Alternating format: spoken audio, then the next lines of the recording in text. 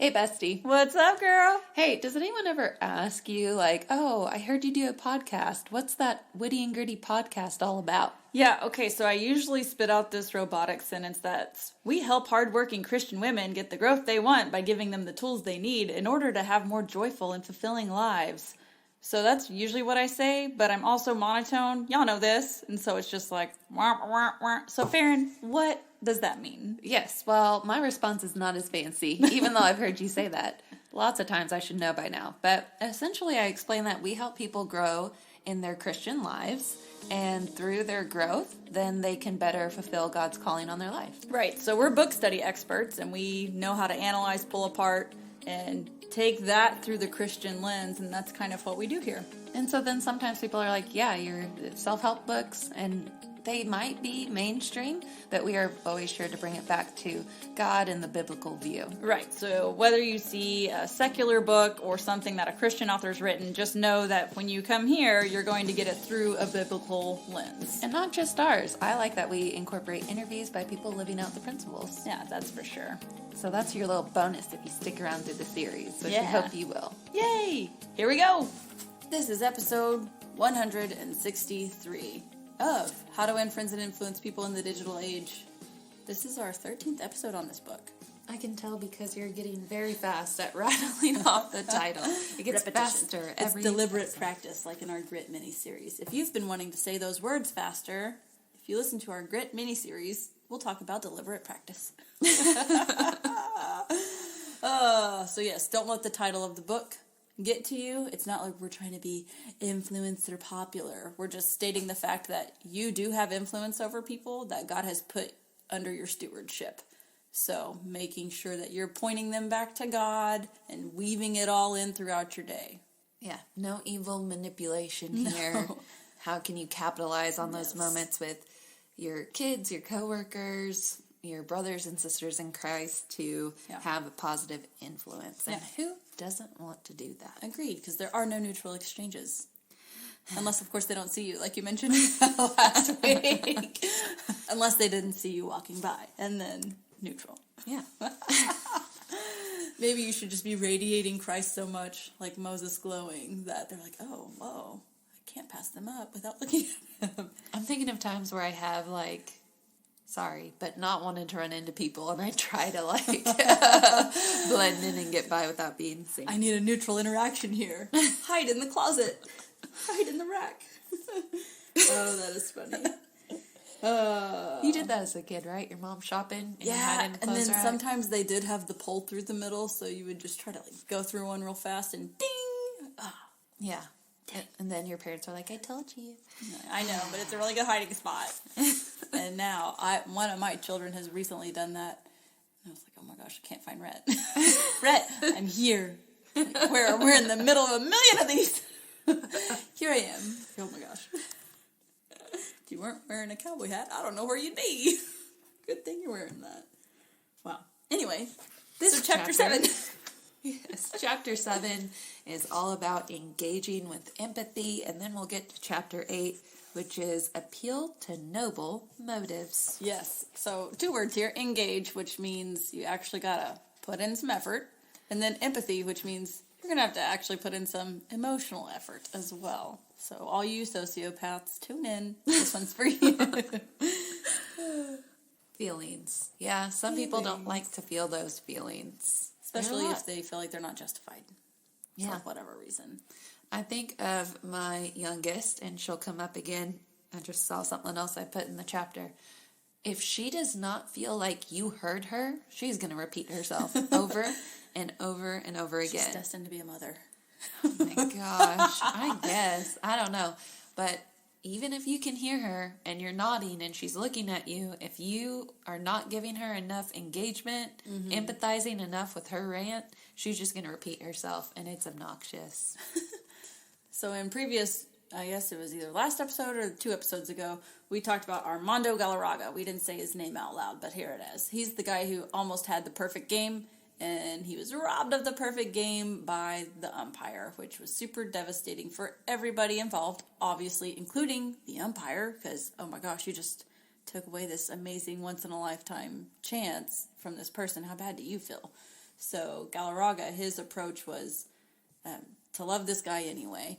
And rereading through, he weaves the story throughout the book, but reading through the story, it just points back to how much he realizes everybody makes mistakes. It was my time. So what a good representation. And to me, that is set apart. So in my head, I'm like, I need to call Armando, see if he's a Christian, because that was such a set apart response that makes no sense to anybody. Every right to be mad publicly, and yet you still choose to love that guy anyway. That's crazy. Yeah. It's that empathy, right? That considering someone else's feelings and ideas. While he's disappointed in not achieving that, he's probably cringing on the inside that not only did he not get his name in that record book, but that this umpire, this is going to follow his name forever. Yeah. Forever. And so cringing for him on the flip side, where some people would be like, well, he deserves it. Oy. Can you imagine if you got everything you deserved in the negative sense? Well, let's talk about that for a second. Shout out Tara-Leigh Cobble. Everybody deserves a one-way ticket to hell. So anything not that, thank you, God. So what you deserve is not anything fun or enjoyable. So when people are like, oh, he deserved to have this, I'm like, actually, not really. So I try to be real careful with that word, or when my kids say that, or, oh, you've deserved it, or you've earned it. I'm like, ooh, you worked hard for it, and the blessings came. Yep. And even the whole, like, treat yourself, you deserve it. And God does. He brings rest and blessings. Yes. And so looking at the source, I guess. Yes, and being thankful for the source, the provider of that. Absolutely. And we talked about apologizing, and we've talked about entering tough conversations before, and it's brought up here again that if you want to get far in a conversation with somebody, if you keep having the same fights, that's something that we've heard and talked about before, but if you keep having the same arguments, it could be that person isn't feeling heard. Yes. You're apologizing for doing the same thing over and over, but that person can't feel or receive that apology because you continue to do the same thing without changing your behavior. So it doesn't seem as if their feelings are being heard or considered. So we got to be sure when we're having a tough conversation that we're addressing their thoughts and feelings. That doesn't mean you agree or have to agree with the way they feel, but just validating that you heard them. Right, and you can also hold two emotions at once, like back to the Galarraga example. He was equal parts disappointed, but also empathetic to the umpire. So it makes me think of the story in the Bible, the wayward son, how you are just so frustrated that they're out there running around doing the wrong thing, but when they finally come back, he accepts them with open arms, and the other son's like, what's up, Dad? I did all this stuff, and basically the dad is just happy that his kid is home. So I think it is okay to hold both of those emotions at the same time. Just what are we going to act on, and how are we going to do that? So, yeah, you might be angry, but remember that Bible verse, be angry and do not sin. Self-talk. One of my kiddos often throws things just up in the air over and over to catch them, and chooses to do it in the living room. Now, our living room is not one of those where, like, you can't even sit on the couch. But, I mean, I have some decor stuff out there, right? That's breakable. And I don't know how many times I've told this kid not to throw stuff, and it's always, I forgot. Well, one day I went on a walk, came back, said kid is crying in Jacob's lap because said kid threw something and broke one of my signs. And my initial thought was so angry. I've told you so many times, yada, yada, yada. So I had to do that. I had to be angry and also exhibit grace. Coincidence? I think not. Not giving anything away there. She already knows who I'm talking about. The child that is. How old are you, child? Text me and 7. say, Mom, I'm listening to this episode as a 16-year-old. I don't know. But yeah, I had to address it. Now, hindsight, she doesn't throw anything in the living room anymore. All right. Sometimes it just takes a whoopsie. It does, and that's to sink in. And that's so hard. I'm gonna let y'all know that's what scares me about her moving forward in life, because there's gonna be bigger things that she might have to go through to learn that way. But I'm trying to capitalize, not rub her nose in it, but capitalize on these instances. And I think if I would have responded in a different way, she wouldn't have reflected on that moment. Mm-hmm. She'd want to bury it and forget all about it. But instead, she can look back on it and hopefully, praise the Lord, keep praying, dear Jesus, she'll learn something from it that she won't take those kinds of risks in the future. Right now, it's broken signs, but just being vulnerable, I just wonder what that looks like later. Stay tuned. I'll let you know. Come back in 10 years. 10 years from now. Oh my gosh, yeah. So you know how reading situations, you're like, oh, well, if I was in that situation, I would have done this. And then it immediately made me think of armchair coaches, because have you ever been on the field coaching and you got some parent in the stands like, do this, do that. I'm like, good Lord. If I could just sit here and explain to you all the reasons that's a bad option, I would, but I don't have time for that. So, but that goes back to say, are you the armchair coach? In which pocket of life are you? Because I feel like to some degree, all of us have one section where we're like, if I were there, I would have done this. Well, you're not. So how can you help that person in a positive way? Yeah. I'm the armchair coach when I watch Jacob work on something. That's that pocket of life. He's pretty good at just ignoring whatever I say. And that works. I'll just hand him the tools sometimes. Sometimes I don't know what they're called. That's complicated. Mm-hmm. I like further down in the chapter, it talks about merely listening to somebody. So if empathy is hard for you, you might just work on listening skills. Mm-hmm. Because a lot of times, if you're not listening accurately and you're always thinking about what you're going to say next or coming to conclusions to what the person's trying to say, it's going to be hard to empathize because you might not be empathizing on what they need you to empathize with. Right. So you might start just by listening. And this was the cutest thing. I'm going to bottle it up as long as my brain will remember it. But there's this neighborhood cat that's been hanging out in our backyard. Our neighbor's fence, part of it's down, so the dog keeps getting out. Well, the girls come running in that the dog was chasing the cat. And, Gabby, the youngest, she loves to talk and gab. And so they were all trying to tell me, and they gave up and just let Gabby say what happened. And she's like, and I'm afraid that she's going to die, the cat. And I was like, oh my goodness. And she goes, yeah. Oh, I feel better. And I was like, what? And she goes, oh, I feel better that I told you that. And I was like, well, it doesn't change the situation. Yeah, I'm glad you feel better for telling me. I hadn't done anything. I was still in the house, but I just feel better that I told you that. Sometimes people just need to talk. Power of counseling. Yep, exactly.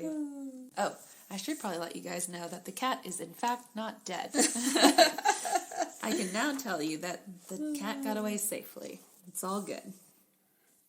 With empathy, this is a quote from the book. If a person is important to you in some way, every second you spend trying to better understand his perspective is a second well spent. So even if you have like this cat, do you care about cats? No. But because you just sat there and listened, Gabby felt so much better because you were intently listening. Does the story really matter? Is the cat alive? Yeah.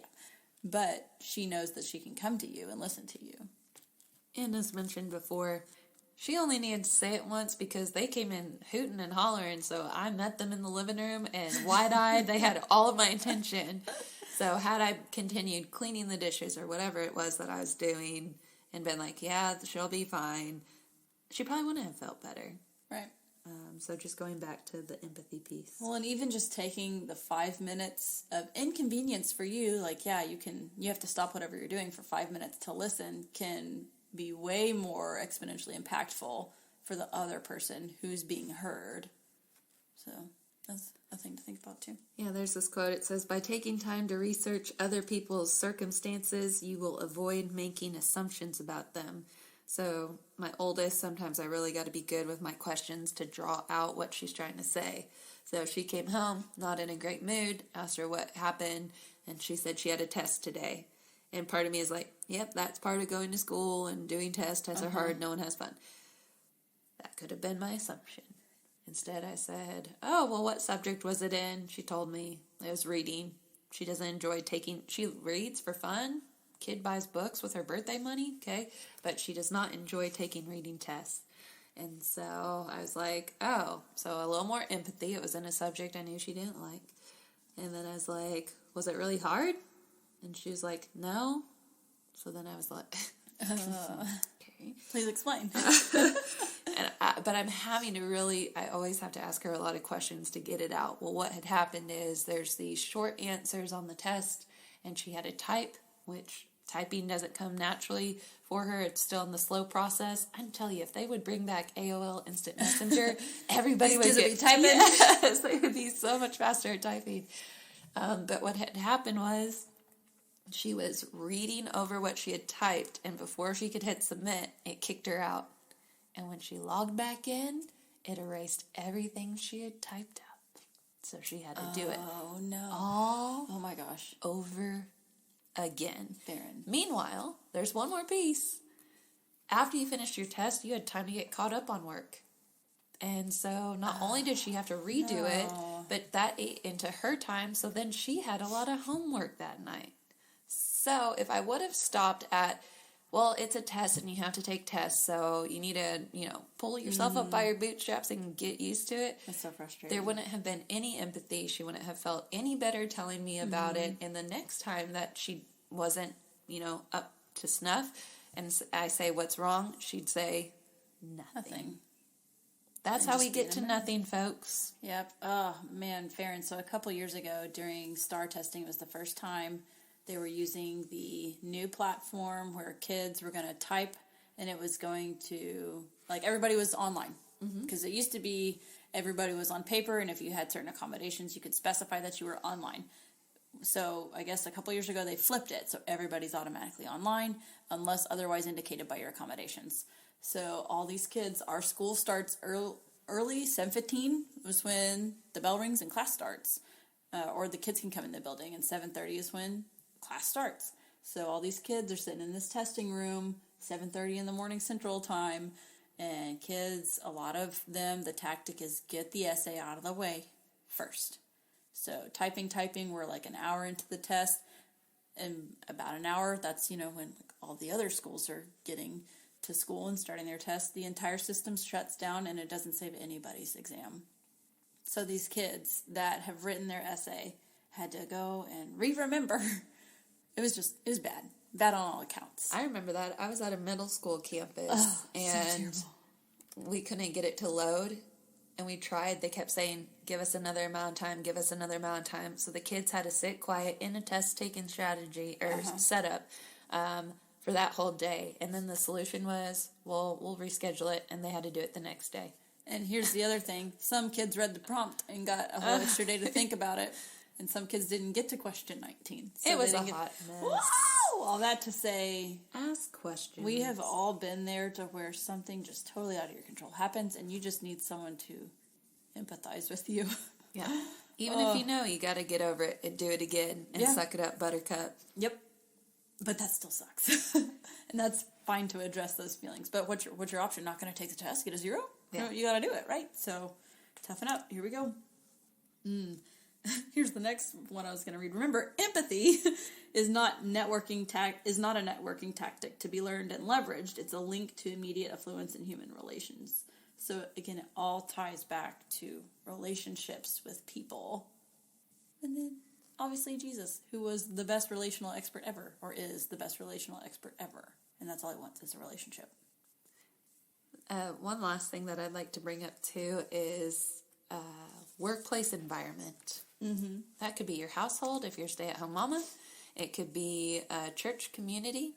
It could be the team momentum, if you will, the team camaraderie.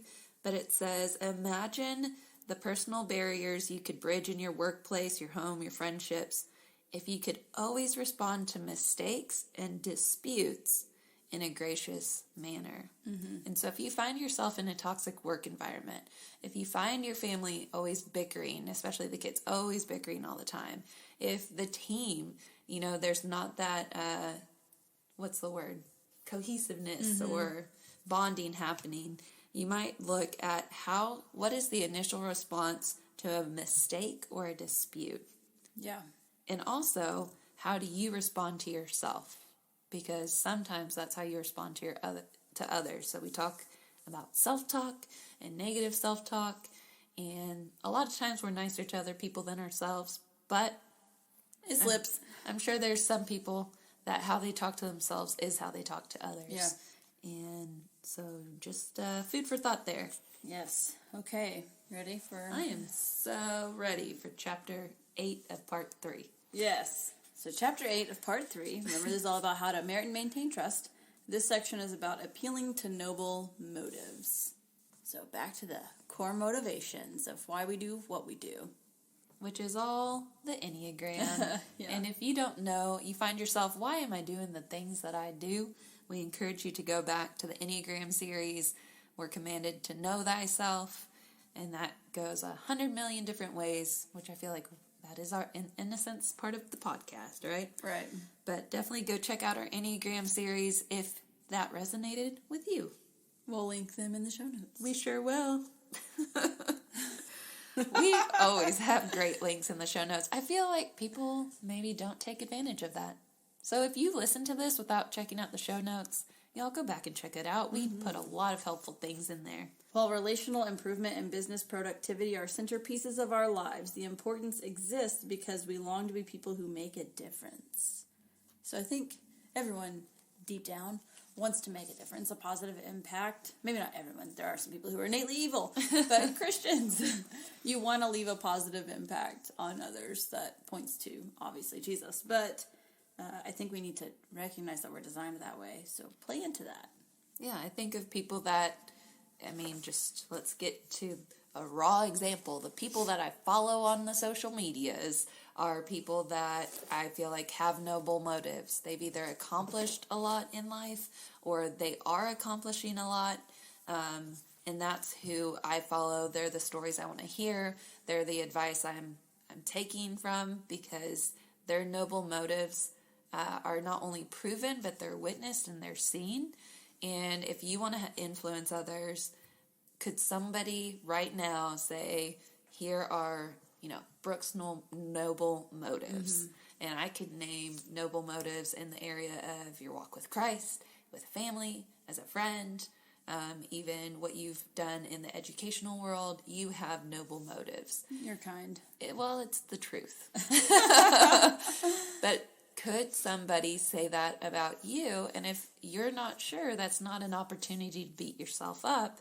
But the next question is, what would you want someone to say your noble motives are? Right. And then if we're playing to someone's noble motives, if there is a conflict, you can say, look, Farron, I know that you love God, you want to represent him well. I'm having an issue here. Is there any way you can help me with it? Well, I've just told Farron, I know her heart and I know her goals and her desires. And if there's something she can help me with, I know that she will try to help me because I'm appealing to her noble motives and I'm pointing those things out to her. Yeah, I have to sometimes point out those noble motives to younger people.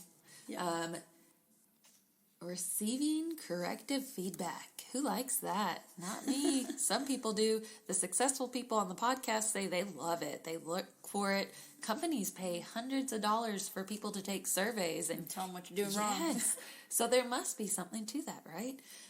But in coaching, for example, you might be in a position that's similar to coaching, a leader, a manager, whatever that looks like for you. But the girls, the second, no matter how sweet I say it, how nice I approach it, pull them to the side, don't even say it in front of their peers.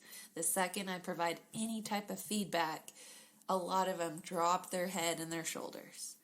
And I have to bring back my noble motives and say, hey, you are a phenomenal soccer player. Mm-hmm. I also see that you could be even better. Can you imagine being even better than you are right now? My job is to tell you the next thing to work on. Right. If I didn't care about you getting better, I wouldn't say anything. Right.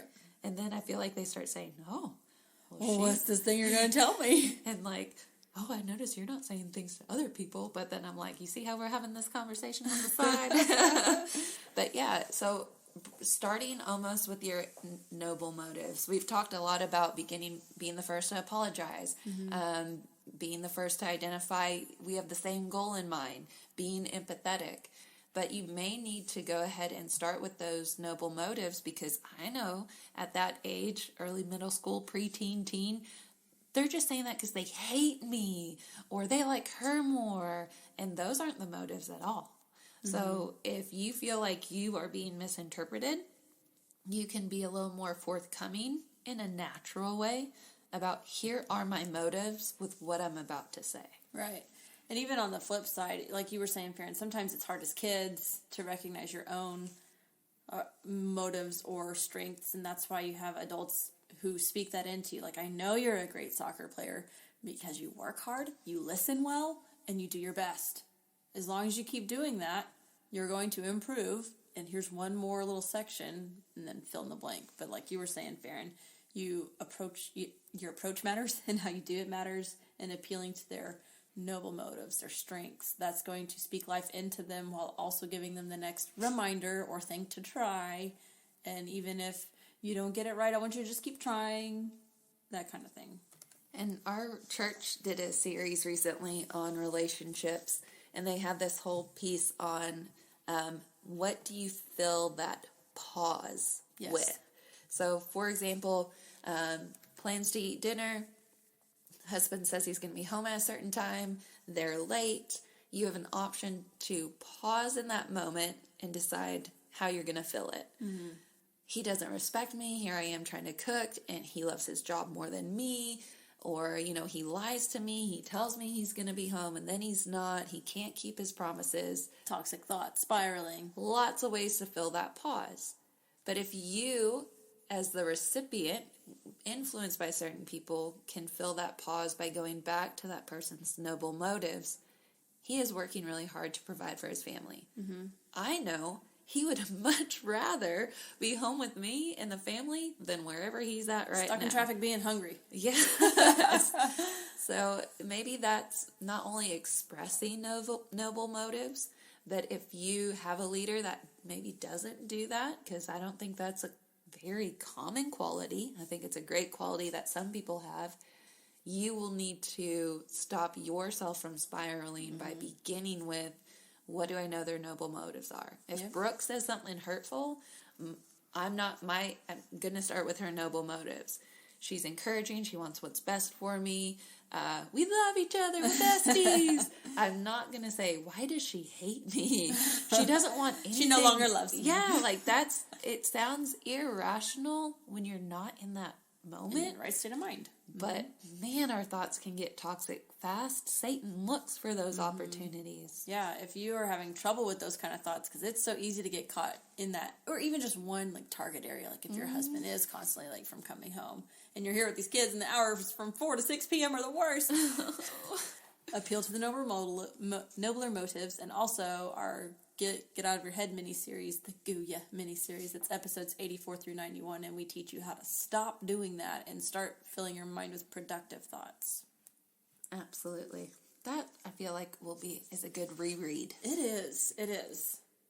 I'm currently reading her new book, and it is good too. She references her Get Out of Your Head book. So we always encourage you guys, to get your own copies of the book, because there's a lot of business examples, athlete examples, social media examples that we've discussed here. But the big takeaway from this chapter is here's the quote from the book: to truly connect with people, you must celebrate their inherent dignity. And something about the word inherent, I feel like it also requires a good understanding, taking a situation and holding it up to what you really know about that person. What are their inherent qualities? What are the truths that you know? And that's something we talk a lot about. Whenever there's lies, how do you combat Satan's lies? You hold it up to the truths of the gospel and of God. So, there you go. Great note to end on. Tune in next week, and this will be the last episode for part 3 on how to merit and maintain trust. I'm excited. We're really good at segues. And sound effects, right.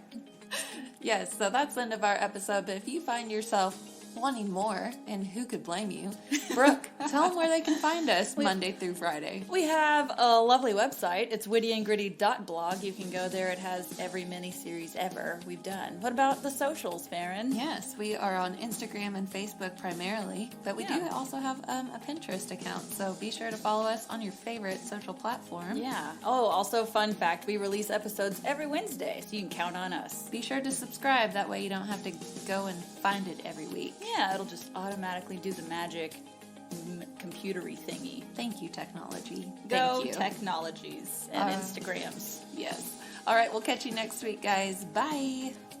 This episode is brought to you by the Witty and Gritty 5-Minute Mini Journal. It's centered around Ephesians 6:10-18, known as the Armor of God. Once you download this freebie, over the next 7 days, take a few minutes each day and dive into what the armor of God is and why it's important to Christians in their daily walk. You can find this at wittyandgritty.blog. We'll link it in the show notes.